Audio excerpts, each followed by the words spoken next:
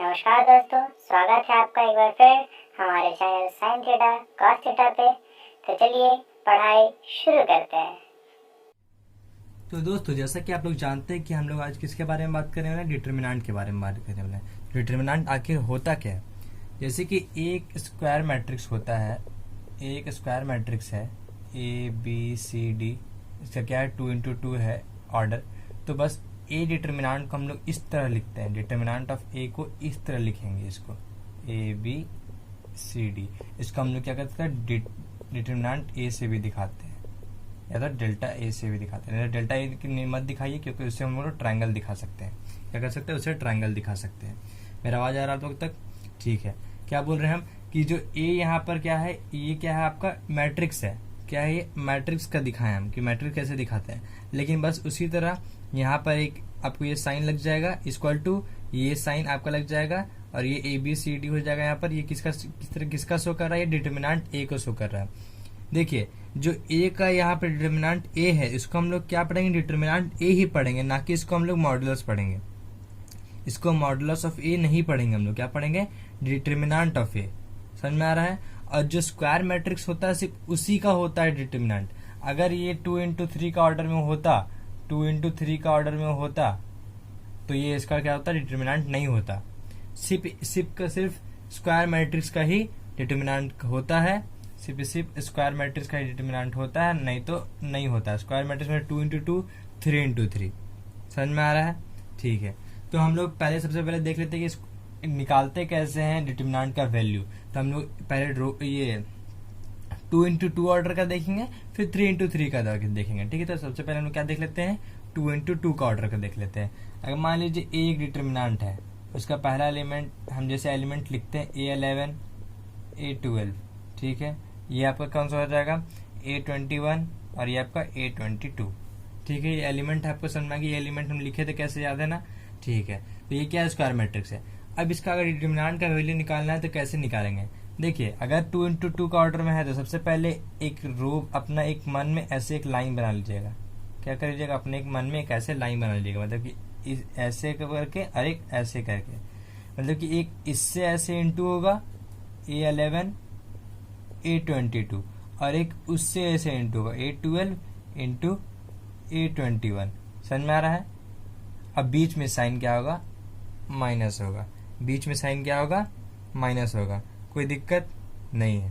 तो इसी को हम चलिए एक एग्जांपल से सॉल्व कर लेते हैं। अगर मान लीजिए यहाँ पर क्या है, 2 है, यहाँ 4 है और यहाँ क्या है, -1 है और यहाँ क्या है, 2 है। ठीक है। 2 है, 4 है, -1 है और क्या है, 2 है।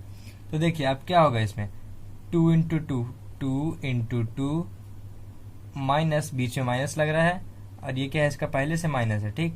तो -1 इंटू क्या है, 4। तो ये क्या हो जाएगा, 2 2 जा 4 और ये माइनस माइनस प्लस हो गया, +4। तो क्या हो जाएगा, यहाँ पर आपका 8 आ जाएगा वैल्यू। क्या आ जाएगा आपका वैल्यू, 8 आ जाएगा। ठीक है। तो इसमें आपको डिटर्मिनेंट कैसे निकलता है समझ में आ गया। 2x2 में हम लोग 3x3 में बात करते हैं। तो दोस्तों, जैसे कि आप अपने स्क्रीन में देख सकते हैं कि ये क्या है, ए मैट्रिक्स है, क्या है उसका 3x3 ऑर्डर है, लेकिन ये मैट्रिक्स नहीं है, क्या है, डिटर्मिनेंट है। समझ में आ रहा है? हमसे गलती से बोला गया क्या है, ये ए डिटर्मिनेंट है, क्या है, मैट्रिक्स नहीं है। तो इसका अगर हम लोग अगर डिटर्मिनेंट का वैल्यू निकालेंगे तो इसको किस तरह से निकालेंगे, इसका हम लोग क्या कर सकते हैं, इस रो से भी निकाल सकते हैं, इस ऐसे रो से भी, ऐसे भी, ऐसे भी, ऐसे भी, ऐसे भी, ऐसे भी। तो हम क्या बोल रहे हैं, ऐसे भी ऐसे भी, आपको समझ नहीं आ रहा। सबसे पहले इसको साइड रखिए, पहले हम इसको क्या करते हैं, साइन देख लेते हैं। जैसे उसमें क्या था कि 2 को ऐसे से कर रहे थे तो बीच में माइनस हो रहा था, तो इसमें हम लोग क्या करते हैं, पहले साइन देख लेते हैं। पहला एलिमेंट का होता है प्लस, दूसरा का माइनस, फिर प्लस, फिर उसके बाद ये माइनस, ये प्लस, फिर ये माइनस, फिर ये प्लस, ये माइनस, ये फिर प्लस। समझ में आ रहा है? कुछ नहीं है इसमें। ये क्या है, डिटर्मिनेंट का साइन है कि पहला एलिमेंट के लिए हम लोग प्लस लेंगे, दूसरा के लिए माइनस, तीसरा के लिए प्लस, माइनस प्लस माइनस, फिर प्लस माइनस। मतलब कि आपको याद रखना है तो क्या करना, डायगोनल से प्लस होगा, बाकी ऐसे ऐसे ये चारों क्या होगा, माइनस होगा। तो अगर हम इसको एक्सपेंडिंग अलॉन्ग रो 1 करेंगे, क्या कर रहे हैं, इस रो के अलॉन्ग एक्सपेंड कर रहे हैं। डिटर्मिनेंट निकालने का तरीका है ये सब। क्या है तरीका, हम क्या करेंगे, एक बार रो 1 से एक्सपेंड करके दिखा देंगे, एक बार क्या करेंगे, आपको कॉलम से एक्सपेंड करके दिखा देंगे, तो आप लोग को समझ में आ जाएगी कैसे करना है। ठीक है। इससे हम लोग क्या करें, यहाँ पर क्या कर रहे हैं, एक्सपेंडिंग अलॉन्ग रो 1 करते रहो, यहाँ पर क्या दे स्पेंडिंग अलोंग कॉलम 1 करते रहे। ठीक है, तो देखिए ए डिटर्मिनेंट का वैल्यू निकाल रहे हैं हम लोग, क्या कर रहे हैं, ए डिटर्मिनेंट का वैल्यू निकाल रहे हैं। तो हम लोग क्या कर रहे हैं, रो 1 का वैल्यू निकाल रहे हैं। तो सबसे पहले एलिमेंट कौन आएगा, ये आएगा। तो इसके साथ साथ कौन है, ये है और ये है, इससे जुड़ा हुआ पार्टिकल कौन है, ये है और ये है। तो बचा कौन, ये वाला, बचा कौन, ये वाला ना। तो ठीक है, तो यहाँ पर क्या हो जाएगा, A11 और ये एलिमेंट पार्टिकल A22, A23 और फिर A32 और A33। समझ में आ रहा है। अब देखिए कौन आया, अब ये पार्टिकल आया, अब ये आया। तब ये देखिए इसके साथ कौन कौन जुड़ा हुआ है, ये वाला और ये वाला, ऊपर वाला और ये बीच वाला। तो कौन बचा, ये। अब इसमें देखिए इसमें कौन सा प्लस था, मतलब कौन सा साइन था, माइनस है। तो ये माइनस A12। ठीक है, समझ में आ रहा है। और यहाँ पर क्या हो जाएगा, A21, A23, A31, A33। समझ में आ गया। और फिर ये देखिए फिर दूसरा एलिमेंट के लिए क्या था, प्लस था। तो A13, वहां कौन कौन उसके साथ है, ये है। बचा कौन, ये वाला। तो क्या हो जाएगा, A21, A22, A31, A32। समझ में आ रहा है ना, कोई दिक्कत नहीं है, दिक्कत कोई। चलिए ठीक है, अब हम लोग इसी तरह इसमें बात कर लेते हैं, इसमें कॉलम में बात कर लेते हैं। कॉलम में क्या होगा, अब कॉलम में बात कर रहे थे, पहला पार्टिकल कौन आ रहा है, A11 आ रहा था। तो इसमें वही चीज सेम होगा, इसमें प्लस का प्लस ही होगा। तो क्या हो जाएगा, A11, A22, A23, A32, A33। ठीक है, अब ये पार्टिकल में आता है, ये पार्टिकल क्या है, माइनस में है। तो क्या है, माइनस A21। अब इसमें देखिए ये हो रहा है, ये मिल रहा है, कौन बचा, ये बचा, ये बचा, ये बचा, ये बचा। तो क्या हो जाएगा, A12, A13, A आपका 32, A33। समझ में आ रहा है। अब फिर कौन बचा, थर्ड वाला, वो क्या है, प्लस में है। तो A31। तो उसके बाद क्या बचा उसमें, ये कट गया। तो क्या बचा, A12, A13, A22 और आपका क्या होगा, A23। आप लोग देखिए दोनों अलग अलग है, कॉलम 1 और रो अलग है, कॉलम अलग है, लेकिन अगर आंसर आप निकालिएगा तो क्या होगा, दोनों का सेम ही आएगा। और आप सोच रहे हैं अब इसका वैल्यू कैसे निकालेंगे, तो इसका वैल्यू तो हम आपको सिखा दिए, 2 इंटू ऑर्डर 2 का ऑर्डर में रहेगा। तो क्या करना है, पहले एक इमेजिनरी लाइन अपने मन में ऐसे ड्रॉ करना है और ऐसे ड्रॉ करना है। अब बीच में साइन का माइनस लेके चल जाना आपको इंटू करके। समझ में आ गया आपको 3 इंटू 3 मैट्रिक्स का। हम लोग क्या करते हैं, कुछ प्रॉपर्टीज को देख लेते हैं। तो अभी मैंने क्या बोला था कि हम लोग क्या करते हैं, प्रॉपर्टी को देख लेते हैं। प्रॉपर्टी देखने से पहले हम लोग क्या करते हैं कि कुछ एक क्वेश्चन को देख लेते हैं, जो कि हम लोग पहले मैट्रिक्स में बनाए थे, लेकिन इसमें क्या होगा, थोड़ा डिफरेंट बनेगा। देखिए अगर आपको यहाँ पर क्या बोल रहा है कि पहले मैट्रिक्स में होता था कि जैसे यहाँ पर x है, यहाँ पर 1 है, यहाँ 2 है, यहाँ 3 है, इक्वल टू यहाँ पर क्या है, 5 है, यहाँ 6 है, यहाँ 7 है, यहाँ 8 है। ठीक है, तो आपको क्या बोलते थे, x का वैल्यू फाइंड करने के लिए। तो वो मैट्रिक्स का अगर ऐसे साइन होता था, वैसे वाला साइन, तो क्या करते थे आप, इक्वेटिंग करके बोथ साइड को x का वैल्यू क्या करते थे, 5 बता देते थे। लेकिन इसमें क्या होगा, इसमें अलग होगा, इसमें अलग होगा। इसमें क्या होगा, आपको सॉल्व करना होगा तब आपका वैल्यू आएगा। इसमें क्या होगा, इधर इसको इंटू किए 3x हो गया, -2 हो गया। ठीक है, और फिर इसको 8 5 40 -42। समझ में आ रहा है ना, ये 3x हो जाएगा, वो उधर चला जाएगा, क्या हो जाएगा, उधर चला जाएगा 42 और -42 क्या हो जाएगा, 0 हो जाएगा। समझ में आ रहा है क्या कर रहे हैं। ठीक है, और x का फिर वैल्यू क्या हो जाएगा, हम लोग का 0 आ जाएगा। क्या आ जाएगा, x का वैल्यू हम लोग का क्या आ जा रहा है, 0 आ जा रहा है। तो देखिए x का वैल्यू अगर 0 आ जाएगा तो हम लोग का आंसर आएगा कि हम लोग कहीं गलती कर रहे हैं। देखिए यहाँ 0 आ जाएगा, 3 इंटू 0 0, और ये 2 इंटू 2 -2 हो जाएगा, और 40 -2 क्या हो जाएगा, -2 क्या हो जाएगा, इक्वल हो जाएगा। तो क्या है वो, x का वैल्यू 0 हम लोग का सही आ गया। ठीक है, तो अब हम लोग बढ़ते हैं प्रॉपर्टी की तरफ। तो हम लोग अब क्या बात करेंगे, प्रॉपर्टीज ऑफ डिटर्मिनेंट के बारे में। क्या करेंगे, प्रॉपर्टीज ऑफ डिटर्मिनेंट। तो सबसे पहला प्रॉपर्टी उसका क्या आता है कि the value of determinant remains unchanged if its row and columns are interchanged. मतलब कि जैसे देखिए अगर ये कोई ए डिटर्मिनेंट है, क्या है, कोई डिटर्मिनेंट ए है, तो क्या कर रहे हैं, उसको ए डिटर्मिनेंट को हम लोग क्या लिख दे रहे हैं, ABCDEFGHI। ठीक है, वही अगर इस ए का वैल्यू यहाँ पर क्या है, ए का वैल्यू अगर हम इसका ए डिटर्मिनेंट निकाल रहे हैं, ए डिटर्मिनेंट मान लीजिए अगर इसका वैल्यू x आया है, इसका वैल्यू कुछ x आया है, तो वही अगर ए को क्या कर रहे हैं, ए ट्रांसपोज कर दे रहे हैं, मतलब ए क्या कर रहे हैं, ट्रांसपोज कर रहे हैं, कि उसका रो कॉलम में बदल जाएगा। क्या कर रहे हैं, रो कॉलम में बदल रहा है, DEF, इसके बाद GHI, वही बदल रहा है ना। देखिए जो था ये सेकंड कॉलम तो क्या सेकंड रो हो गया। तो इसका भी अगर हम लोग डिटर्मिनेंट निकालेंगे, तो क्या हो जाएगा, हम लोग का वैल्यू x ही देगा। क्या देगा, x ही देगा। तो ये क्या है, प्रॉपर्टी नंबर 1। मतलब अगर a का डिटर्मिनेंट निकाल रहे हैं तो x दे रहा है, अगर उसका ट्रांसपोज का भी हम लोग निकालेंगे तो क्या होगा, उसका वैल्यू हम लोग को x ही देगा। इसका मतलब क्या होता है, a transpose equal to a। ये आपका एक प्रॉपर्टी हो गया, क्या हो गया, एक प्रॉपर्टी हो गया। इसको याद रखिएगा, ठीक है। तो दोस्तों प्रॉपर्टी नंबर 2 क्या बोल रहा है, इफ एनी टू रोज और columns of a determinant are interchange then sign of a determinant changes. मतलब कि जैसे ए अगर कोई मैट्रिक्स है, अगर ए कोई मैट्रिक्स है, क्या है, A B C D E F G H I, तो उसका अगर ए का हम लोग चेंज कर देंगे ए डैश, ए डैश ले रहे हैं कोई दूसरा, मतलब उसी का दूसरा में क्या करते हैं, ये रो को चाहे ये रो को इंटरचेंज कर दे रहे हैं, चाहे ये कॉलम को वो कॉलम को इंटरचेंज, एक बार रो को इंटरचेंज करके दिखा दे रहे हैं, जी एच आई और ए बी सी। देखिए जो ऊपर था वो नीचे चला गया, जो नीचे था वो ऊपर चला गया। और एक और ए डैश ले रहे हैं, इसमें हम लोग क्या कर दे रहे हैं, कॉलम को इंटरचेंज करके दिखा दे रहे हैं आप लोग के लिए। इसे इसमें क्या ले रहे हैं, यहाँ पर आपको ले रहे हैं सी एफ आई, और यहाँ पर क्या ले रहे हैं, ए डी जी, और बीच में क्या है, बी ई एच है, बीच में क्या है, बी ई एच है। समझ में आ रहा है।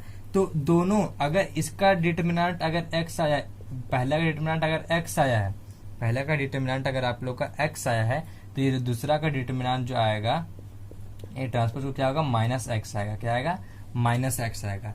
तो ये कहा जा सकता है कि डिटर्मिनेंट a का वैल्यू अगर इंटरचेंज करके निकालेंगे तो क्या होगा, वो साइन माइनस का लग जाएगा। अगर हम किसी भी चीज को इंटरचेंज कर दे रहे हैं तो क्या हो जा रहा है, वो चीज वैल्यू यहाँ पर हम लोग को माइनस लगा देना होगा बाहर। अगर हम इसको इंटरचेंज किए तो क्या होगा, यहाँ पर हम लोग का माइनस साइन बाहर में लग जाएगा। समझ में आ रहा है, ठीक है। माइनस साइन बाहर में लग गया, तब अगर ये माइनस साइन बाहर में लगा तो ये क्या है, आपका इंटरचेंज का वैल्यू है, और आपका ए का ये यहाँ रहेगा ही। समझ में आ रहा है हम क्या बोल रहे हैं, माइनस साइन लगेगा तो ठीक है। और इसमें भी अगर जैसे रो चेंज किया तो माइनस साइन लगा, उसी तरह ये कॉलम भी चेंज करेगा तो क्या हो जाएगा, डेल्टा मतलब ए का वैल्यू और जो ये इसका वैल्यू क्या होगा, माइनस लग जाएगा। समझ में आ रहा है। तो अगर यहाँ पर ए का वैल्यू ये है और ए का वैल्यू हम यही रख रहे हैं, लेकिन क्या कर रहे हैं, बस कॉलम चेंज कर दे रहे हो, तो क्या हो जाएगा, ये माइनस लग जाएगा। यहाँ पर माइनस क्यों लगा, ए ही ले रहे हैं, ए डैश नहीं ले रहे हैं, ए ही ले रहे हैं, लेकिन क्या कर रहे हैं, बस यहाँ पर हम लोग इंटरचेंज कर दे क्या दे रहा है, यहाँ माइनस लग जा रहा है। ठीक है, तब हम लोग ये प्रॉपर्टी नंबर 2 था, हम लोग पढ़ते हैं दूसरा प्रॉपर्टी की तरफ। तो दोस्तों हम लोग बात कर लेते हैं प्रॉपर्टी नंबर 3 का। प्रॉपर्टी नंबर 3 क्या बोल रहा है, इफ एनी टू रोज और columns of determinants are identical, एक ही एलिमेंट ये आइडेंटिकल किसका, एक ही मैट्रिक्स का, तब क्या हो जाएगा, द वैल्यू ऑफ डिटर्मिनेंट क्या होगा, 0 होगा। मतलब कि अगर ए मैट्रिक्स है, उसका अगर 2 कॉलम या 2 रो आइडेंटिकल है, मतलब कि सेम हो गया, तो क्या हो जाएगा, उसका डिटर्मिनेंट का वैल्यू क्या हो जाएगा, 0 हो जाएगा। मतलब कि अगर ये 1 2 3 है तो ये भी अगर 1 2 3 हो गया, बीच में कुछ भी रहे तो क्या हो जाएगा, उसका वैल्यू क्या हो जाएगा, आपका डिटर्मिनेंट ए का वैल्यू 0 हो जाएगा, क्योंकि रो कॉलम 1 और कॉलम 3 क्या है, आइडेंटिकल है। उसी तरह अगर यहाँ पर आपका 1 2 3 रहे, यहाँ पर आपका 1 2 3 रहे, बीच इधर लास्ट में कुछ भी रहे, लेकिन क्या है, रो 1 रो 2 क्या है, इक्वल है, तो क्या हो जाएगा, डिटर्मिनेंट ए का वैल्यू 0 हो जाएगा। मतलब कि कोई भी 2 रो चाहे कोई भी 2 कॉलम अगर सेम मिलता है तो क्या होगा, डिटर्मिनेंट ए का वैल्यू क्या हो जाएगा, 0 हो जाएगा। इसी तरह ये क्या था, प्रॉपर्टी नंबर 3 था। प्रॉपर्टी नंबर 4 में क्या बोल रहा है कि अगर कोई भी डिटर्मिनेंट का कोई भी एक साइड क्या है, 0 0 0 है, मतलब कोई भी एक कॉलम कोई भी एक रो अगर 0 0 0 0 है, तो क्या होगा, डिटर्मिनेंट ए का वैल्यू क्या हो जाएगा, वो क्या हो जाएगा, 0 दे देगा। क्या दे देगा, 0 दे देगा। ठीक है, कोई दिक्कत नहीं। अब हम लोग पढ़ते हैं प्रॉपर्टी नंबर 5 की तरफ। तो दोस्तों हम लोग क्या करते हैं, प्रॉपर्टी नंबर 5 प्रॉपर्टी नंबर 6 पढ़ लेते हैं। प्रॉपर्टी नंबर 5 में क्या बोल रहा है ना कि आपको हम लोग क्या होता है, मैट्रिक्स में क्या होता है, अगर ये 5 है, ये 10 है, ये 5 है, ये फिर 5 है, ये 5 है, ये आपको 15 है, तो आपको क्या होता है, 5 का यहाँ पूरा मल्टीपल है, तभी आप पूरा 5 को कॉमन ले आते थे। क्या करते थे, पूरा मैट्रिक्स का सारा एलिमेंट अगर 5 से मल्टीपल रहेगा तब आप 5 को कॉमन लेते थे। लेकिन नहीं, इस मैट्रिक्स में क्या होता है कि किसी एक पार्टिकल मतलब कि अगर ये पार्टिकल के अगर कोई कांस्टेंट है, यहाँ ए है, A1 है, मतलब कि A2 है, और ये क्या है, A3 है, यहाँ तक K है और ये K है, और यहाँ पर क्या है, यहाँ पर भी आपका यहाँ पर B1 है, B2 है, B3 है, C1 है, C2 है, C3 है। तो यहाँ पर सिर्फ अगर एक रो में आपका पूरा K है तो आप इसको क्या लग सकते हैं, K को बाहर निकाल सकते हैं। अगर वही K पूरा एक कॉलम में होता, चाहे इस कॉलम में होता, चाहे इस रो में, चाहे इस रो में, तो आप K को बाहर ले सकते थे। क्या करते थे, K यहाँ पर K, चलिए मान लीजिए पूरा K से मल्टीप्लाई यहाँ पर है और इसमें भी पूरा K से मल्टीप्लाई रहता था, इसमें भी आपका K से पूरा मल्टीप्लाई रहता था। आप क्या करते हैं, यहाँ पर K स्क्वायर कॉमन लेते हैं, क्योंकि K इससे कॉमन आता, K इससे कॉमन आता। वही अगर इससे अगर मल्टीप्लाई कर रहे हैं, देखिए जैसे अगर आप यहाँ पर था मैट्रिक्स में, अगर जैसे मान लीजिए A1 है, A2 है, A3 है, A4 है, A5, A6, A7, A8, A9, आप लोग को दिख रहा है ना, कोई दिक्कत नहीं होगा, ठीक है। अगर ये चीज देख रहे हैं आप, हर चीज का है, तो अगर आप किसी चीज से यहाँ मल्टीप्लाई करना चाहते हैं अंदर में, अगर आप रो 1 को K से मल्टीप्लाई करना चाहते हैं तो आपको बाहर में 1/K लिखना होगा। अगर आपको यहाँ भी K से मल्टीप्लाई करना है पूरा, तो आपको क्या करना, 1/K स्क्वायर, मतलब कि 1/K इधर और 1/K स्क्वायर लिखना पड़ेगा। अगर आप इसको यहाँ पर x से मल्टीप्लाई करना चाहते हैं तो यहाँ आपको क्या करना, 1/x स्क्वायर, क्योंकि आप तीनों जो भी मल्टीप्लाई कर रहे हैं बाहर में आपको 1/ उसमें लेना पड़ेगा, 1/ का टर्म में लेना पड़ेगा, ठीक है। कोई दिक्कत चलिए नहीं है, ठीक है। अगर हम यहाँ 6 नंबर पे बात करें, अगर हम कोई भी कांस्टेंट, जैसे देखिए अगर यहाँ पर आपका बात कर लेते हैं a+b, नहीं यहाँ पर हम कोई कांस्टेंट का बात कर रहे हैं k, चलिए k+b का बात कर ले रहे हैं, ठीक है, k+b, और यहाँ पर आपका क्या हो गया, k+a, k+b, k+c, क्या है, k+c है, ठीक है। और यहाँ पर आपका क्या है, यहाँ पर आपका नॉर्मल टर्म है, क्या है, A1 है, A2 है, A3 है, A4 है, A5 है, A6 है, दिख रहा है, ये क्या है, मैट्रिक्स है। तो आप इसको अलग अलग सम में लिख सकते हैं, क्या कर सकते हैं, अलग अलग सम में लिख सकते हैं, मतलब कि यहाँ पर ABC लिखेंगे और यहाँ पर K और K लिखेंगे, समझ में आ रहा है। लेकिन यहाँ पर तो K कॉमन भी ले सकते हैं, तो इसलिए हम लोग क्या करते हैं, K1 कर देते हैं, K2 कर देते हैं, K3 कर देते हैं, मतलब कि K1, K2, K3, समझ में आ रहा है कि आप। और फिर जो यहाँ पर आपका A1, A2, A3 यहाँ भी हो जाएगा, A4, A5 यहाँ भी हो जाएगा, ये चीज भी यहाँ चीज भी यहाँ, बस क्या है, आप ये लोग दोनों को अलग अलग सम में लिख दे रहे हैं। क्या कर रहे हैं, ये लोग दोनों को हम लोग क्या कर रहे हैं, अलग अलग सम में लिख दे रहे हैं, और इसका बताने का कोई मोटिव नहीं था, ये बहुत सिंपल सा था, ठीक है। कोई क्लियर, सब चीज दिक्कत क्लियर हो गया। अब हम लोग कुछ एक्स्ट्रा प्रॉपर्टी को देख लेते हैं। तो दोस्तों इसमें हम लोग क्या करें, देखिए 5 एक्स्ट्रा हम लोग क्या कर रहे हैं, प्रॉपर्टी पढ़ ले रहे हैं। ये तो आपको प्रॉपर्टी आपको पहले हम बता दिए कैसे हो प्रॉपर्टी, ठीक है। ये प्रॉपर्टी आप देख सकते हैं कि कोई भी कांस्टेंट, अगर ये सब क्या आपको एमसीक्यू में आपको बहुत ज्यादा ही काम देने वाला है। यहाँ पर के ए है तो इसका वैल्यू क्या हो जाएगा, k का पावर n डिटर्मिनेंट a हो जाएगा, k का पावर n डिटर्मिनेंट a हो जाएगा। अगर आपको डिटर्मिनेंट में ए बी होल है, मतलब होल ए बी का डिटर्मिनेंट है, तो आप क्या लिख सकते हैं, determinant a into determinant b लिख सकते हैं, ठीक है। अगर डिटर्मिनेंट ए का वैल्यू 0 आ गया तो क्या हो गया, वो सिंगुलर मैट्रिक्स आ गया क्वेश्चन के अनुसार। अगर क्वेश्चन में सिंगुलर मैट्रिक्स और नॉन सिंगुलर पूछ रहा है तो उसमें आप कैसे बता सकते हैं कि डिटर्मिनेंट ए आपका 0 आ गया तो ये सिंगुलर कहला जाएगा, और डिटर्मिनेंट अगर नॉट 0 आ गया तो क्या होगा, नॉन सिंगुलर कहला जाएगा, ठीक है, समझ में आ गया। अब हम लोग बढ़ते हैं अगले प्रॉपर्टी की तरफ। तो दोस्तों जैसे कि अपने स्क्रीन के सामने आप लोग देख सकते हैं कि एरिया ऑफ ट्रायंगल हम लोग कैसे डिटर्मिनेंट की तरह से निकालते हैं, कि डिटर्मिनेंट की मदद से एरिया ऑफ ट्रायंगल हम लोग कैसे निकालते हैं। अगर ये area of triangle A B C है, ए x1 y1 है, बी x2 y2 है, सी x3 y3 है, तो एरिया ऑफ ट्रायंगल क्या हो जाएगा, half bye x1 y1 1, x2 y2 1, x3 y3 1। समझ में आ रहा है क्या बोल रहे हैं, ठीक है। अब यहाँ ये चीज हो गया कि इसका ये फॉर्मूला एरिया ऑफ ट्रायंगल क्या है, इसका फॉर्मूला ये, तो आपको समझाना क्या है, आपको तो देखिए समझ में आ ही जा रहा होगा। x1 का वैल्यू पुट करना, y1 का वैल्यू पुट करना, ठीक है, कोई दिक्कत नहीं, रहता नहीं बोलेंगे। अब देखिए इसका प्रॉपर्टी, अगर एरिया ऑफ ट्रायंगल, अगर इससे हम लोग निकाल रहे हैं, एरिया ऑफ ट्रायंगल इससे निकाल रहे हैं, कुछ नहीं, हम लोग क्या कर रहे हैं, हम लोग निकाल रहे हैं एरिया ऑफ ट्रायंगल, तो क्या हम लोग लेंगे, पॉजिटिव वैल्यू निकल लेंगे, उसका नेगेटिव वैल्यू नहीं लेंगे। अगर नेगेटिव वैल्यू आया तो उसका करेंगे हम लोग एब्सोल्यूट वैल्यू पॉजिटिव ले लेंगे, मतलब कि पॉजिटिव वैल्यू ले लेंगे, नेगेटिव में क्योंकि एरिया नहीं होता है, since area is a positive quantity, ठीक है।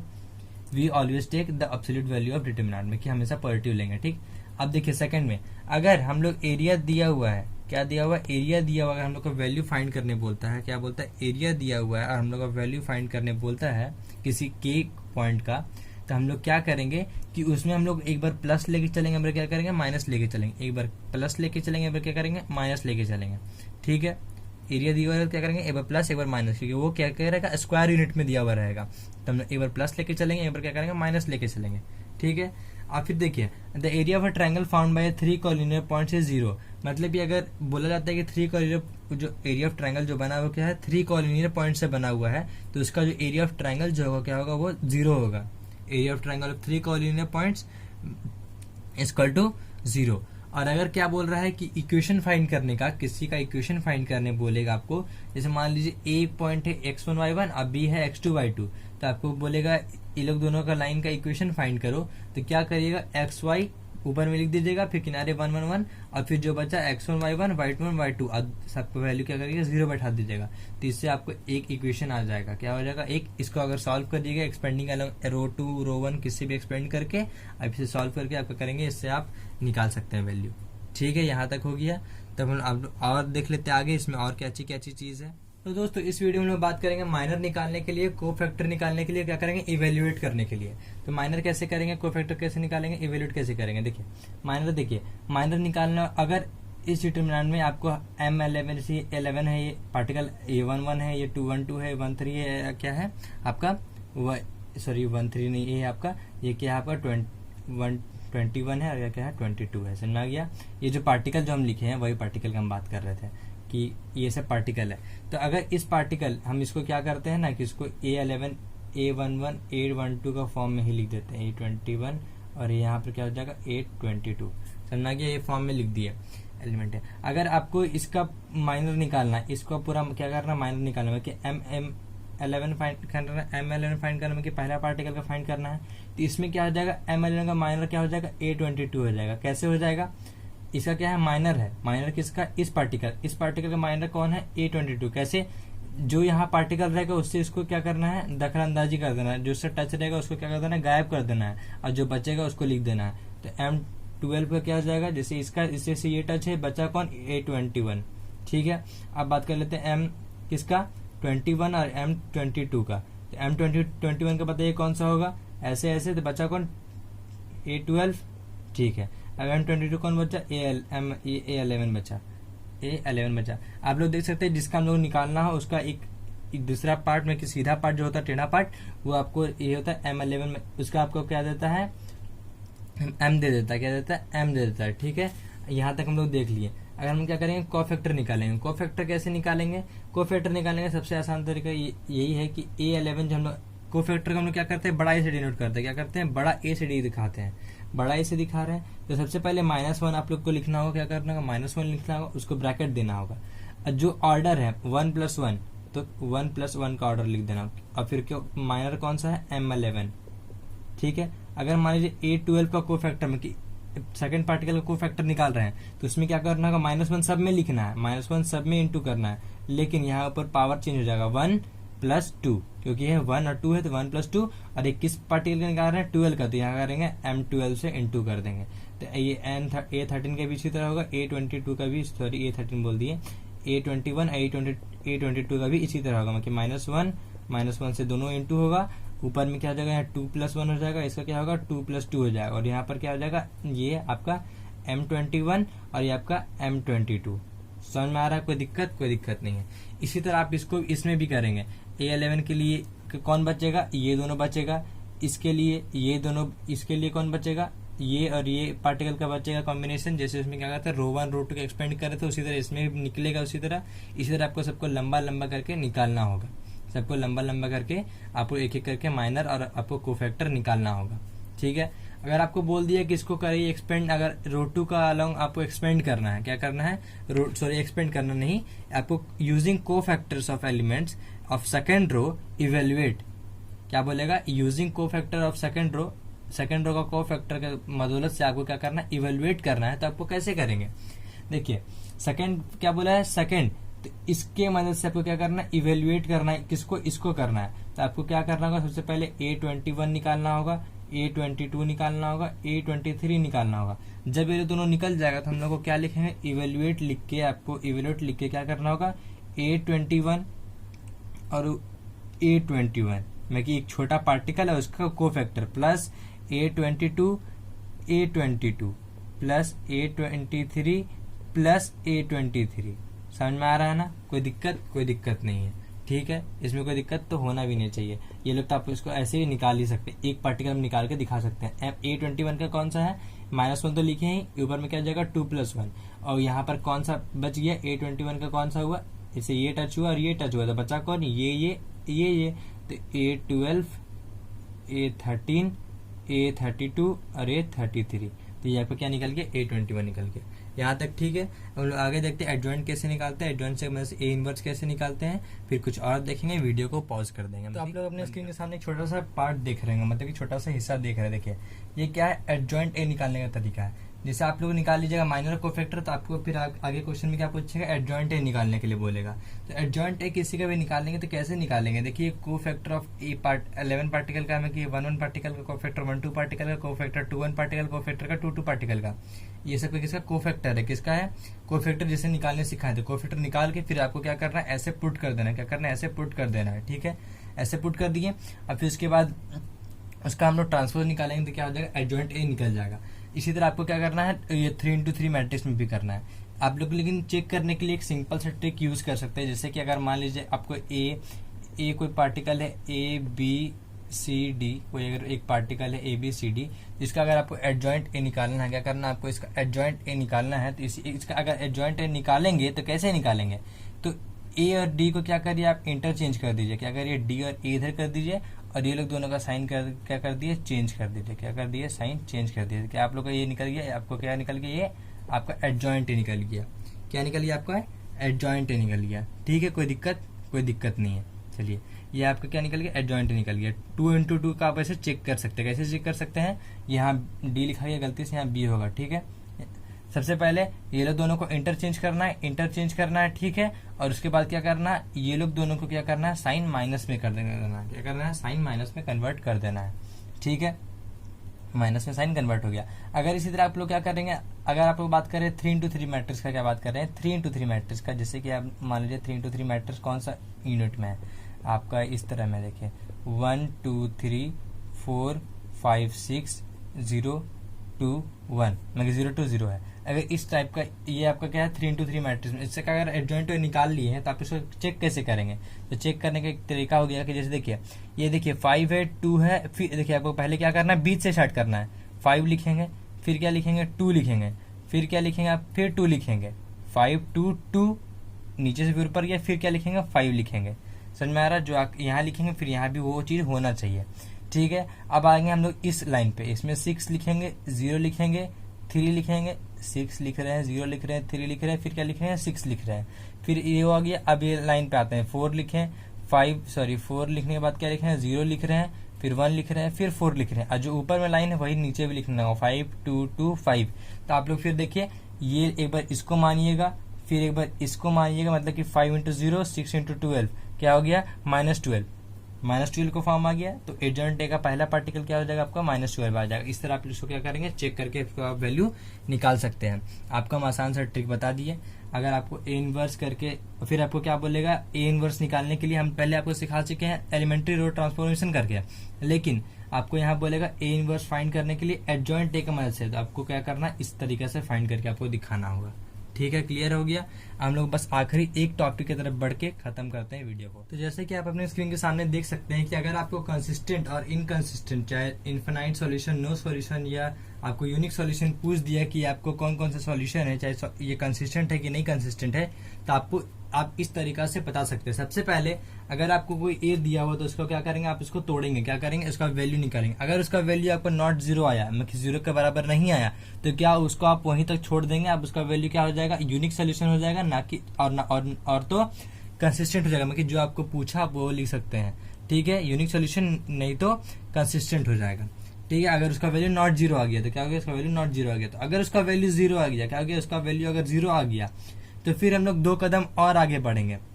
उसमें क्या होगा, उसमें क्या करना, हम लोग एडजॉइंट ए निकालना करेगा, और एक बी पार्ट जो मिलेगा आपको क्वेश्चन में, उससे आपको क्या करना होगा, आपको इनटू करना होगा। उसका दोनों का वैल्यू अगर 0 आ गया तो क्या हो जाएगा, कंसिस्टेंट हो जाएगा। और दोनों का सॉरी, यहाँ पर हम क्या गलती कर दी, यहाँ 0 है, ठीक है, और यहाँ नॉट इक्वल टू 0 है, यहाँ मेरा से मिस्टेक हो गया। जीरो है और क्या है यहाँ पर नॉट इक्वल टू जीरो है। तो क्या हो जाएगा यहाँ पर नॉट इक्वल टू जीरो में क्या हो जाएगा इनकंसिस्टेंट, और यहाँ पर इक्वल टू जीरो में क्या हो जाएगा कंसिस्टेंट हो जाएगा। समझ में आ रहा है? कोई दिक्कत नहीं है। ठीक है, यहाँ तक क्लियर है। अब देखिए यहाँ तक ये चीज हो गया। अब देख रहे हैं कि ये बी पार्टिकल कहाँ से आ रहा है। आप इसको कोई दिक्कत नहीं होना चाहिए, आप इसको पढ़ के भी समझ सकते हैं। अब देखिए यहाँ पर बी कहाँ से आ रहा है। बी देखिए, ये देखिए 5273 क्या हो जाएगा ए हो जाएगा। क्या हो जाएगा 5273 ए हो जाएगा। देख रहे हैं इक्वेशन की मदद से 5273 क्या हो जाएगा ए हो जाएगा। फिर आपका एक एक्स पार्टिकल निकलेगा, ये इंटू में नहीं है, क्या है एक्स पार्टिकल निकल रहा है। क्या हो जा रहा है वो एक्स और वाई, क्यों? क्योंकि एक एक्स वेरिएबल है और एक क्या है वाई वेरिएबल है। क्या है एक्स वेरिएबल है और एक वाई वेरिएबल है। ठीक है, और जो आखिरी में जो इक्वल टू में निकला वो क्या हो जाएगा आपका बी पार्टिकल निकल रहा है। क्या हो रहा है बी पार्टिकल निकल रहा है। ठीक है, यहाँ तक ठीक है। अब देखिए हम इसको पहले क्वेश्चन बताए थे ए इनवर्स करके, A inverse equal to 1 by determinant A into क्या हो जाए एडजॉइंट ए बताए थे। तो ये बताए थे। तो इसलिए वैल्यू ये कैसे लगेगा कैसे, सबसे पहले आपको क्या फाइंड करना होगा डिटर्मिनेंट ए।